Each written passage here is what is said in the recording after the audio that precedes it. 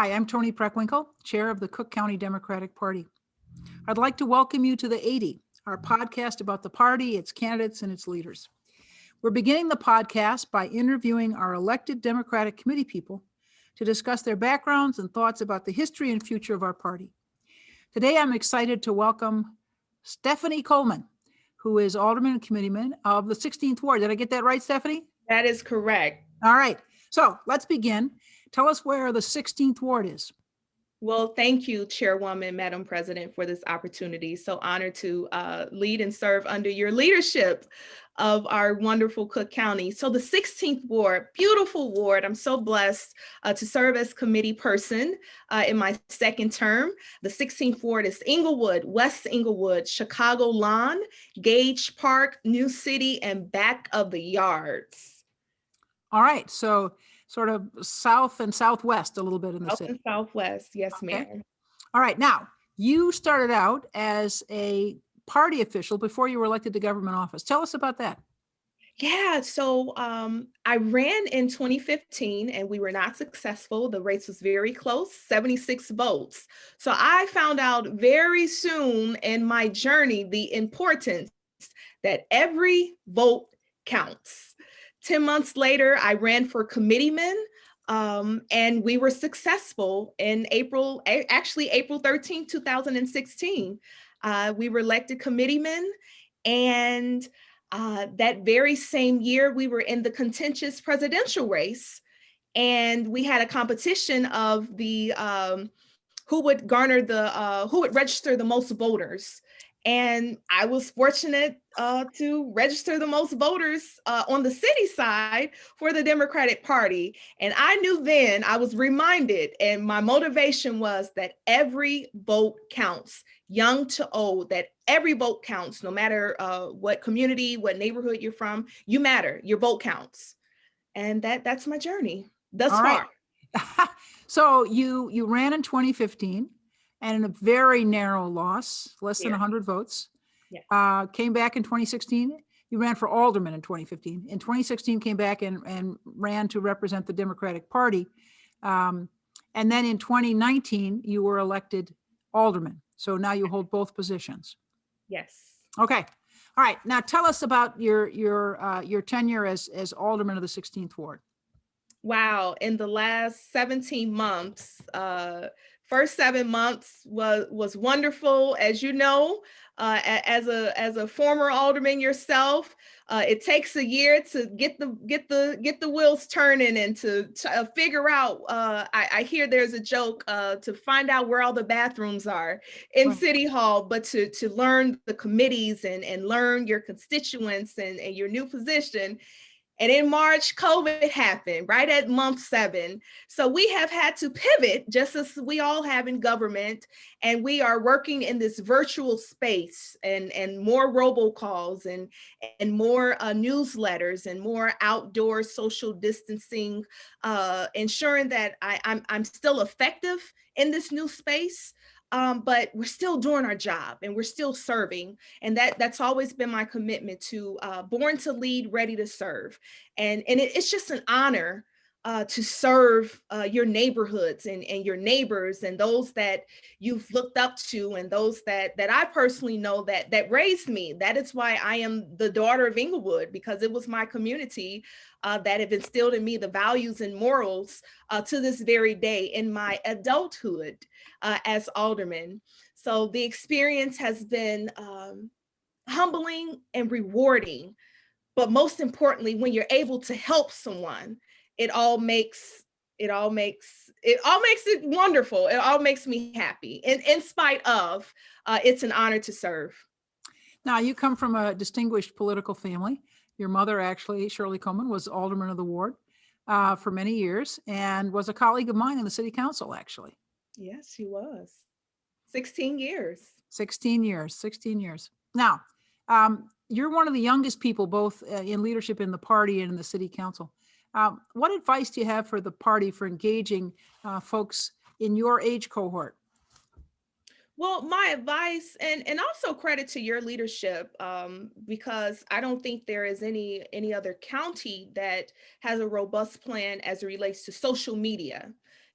Everyone has one of these, especially the millennials. As a matter of fact, some millennials don't even talk to each other like we are doing right now, because they can text and Instagram and Facebook message and the TikTok. And what else? I hear there's this new one, the podcast.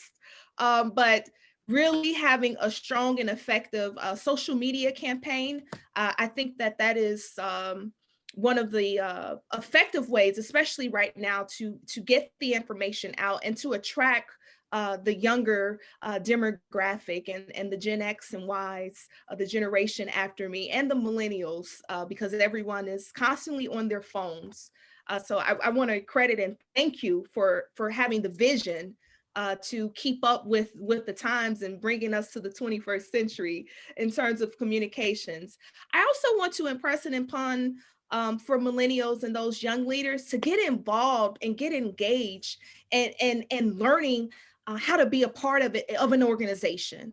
I was blessed to have that growing up and knowing the importance of knocking on doors, finding out or becoming a precinct captain or being a precinct leader, or how about just getting your own block engaged, making sure that everyone is registered to vote. When you have new neighbors, talk to them, find out what is needed and what is necessary, what are the concerns of your neighborhood and your block. So I think that young people should really be engaged. And I think that we as elected, we have to give them a safe space to want to be a part of and want to be engaged. Sometimes we got to reach young people where they are, and they're definitely on their phones. So let's go on with that social media campaign. And again, kudos to you, Madam President.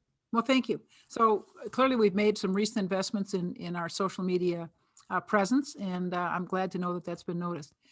We've got a new administration in Washington. I'm particularly interested in what you, as a younger party leader, think of what's ahead for us in the Biden-Harris administration. You know what? I think that it's a new day.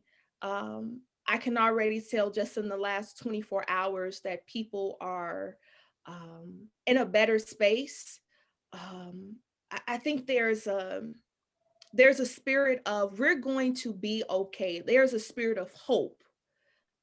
We have kind of a traumatic 4-year experience with the other person. And we as people of color, especially in neighborhoods like myself, I represent African Americans and our Latino, Black and Brown community. I think we have a feeling that we're going to be all right. And when we think of not only the pandemic, this COVID-19 pandemic, but the systemic, the racial injustices, the social injustices, the light was shed because of COVID-19 on the pandemic of what we've been living through every day. Lack of access to amazing services that Cook County has to offer, lack of resources. When we look at the numbers of African Americans that have died, and the brown community, our Latino community that are testing positive, that we as a people, we are essential workers. So I'm looking forward to agendas like that really hit home to neighborhoods like ours and in Cook County. Well, we're hopeful that the Biden-Harris administration will focus on, as you say, the communities that have been disproportionately impacted by the pandemic. That's our Black and Brown communities. And those are the same communities that have been disproportionately impacted by the economic collapse that followed the pandemic. Many of our communities are, essential workers, and therefore do not have the luxury of working out of their homes in the midst of the pandemic, and therefore, as a result, are exposing them every day, and exposing themselves every day to possibly the pandemic as they work in our grocery stores and our pharmacies, and serve as bus and train drivers and so on. So you're right. The pandemic has not equally impacted communities, and the communities that you represent are probably disproportionately impacted by the pandemic. Yeah. Do you have any final words you want to share with with our listeners and our viewers as you talk about the work that you've done and hope to do? Please get involved. Follow Cook County Dems online. Find out what we're doing under our leadership.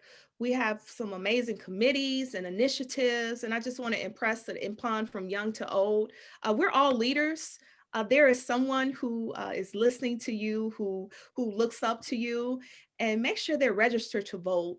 A voteless people is a hopeless people, and it's time to heal from what we've been going through, not only as a nation, as a city, as a county, and I'm excited for what's next. All right. Well, listen, thank you very much, Committee Person Coleman of the 16th Ward, for joining us today. We're grateful. Thank you.